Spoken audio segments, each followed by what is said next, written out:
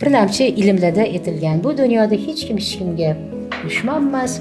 Bu dunyoda hech kimga o'ta yaqin, ya'ni qanaqadir bir o'lam emas. Bu dunyoda hamma o'ylab qarasa bir-biriga o'qituvchi va ustoz. Chunki kimgadir qarab biz nimadandir o'rganamiz.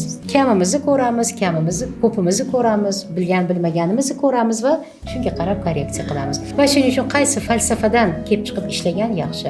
Mayli boshida baram hammamiz farishta emasmiz, avliyo emasmiz, oddiy xom istemgan bandamiz. Hissiyotimiz chiqib xafa bo'lib olishi mumkin, tam yig'lab olishimiz mumkin, alam qilishi mumkin, muammodan jahlimiz chiqishi mumkin.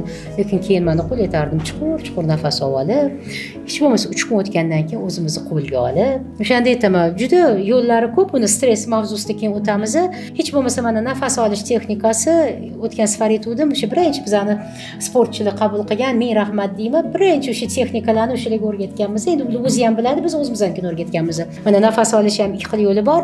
Sekin nafas olib birdan chiqazib yuborish mumkin yoki tez nafas olib sekin chiqazish mumkin. Bu o'sha temperamentga qarab, organizmiga qarab va vaziyatga qarab, nima olmoqchi bo'lganingizga qarab har xil narsa. Mana uyga borib qilib ko'rishingiz mumkin. Unisida nima natija bo'ladi, bunisida nima natija.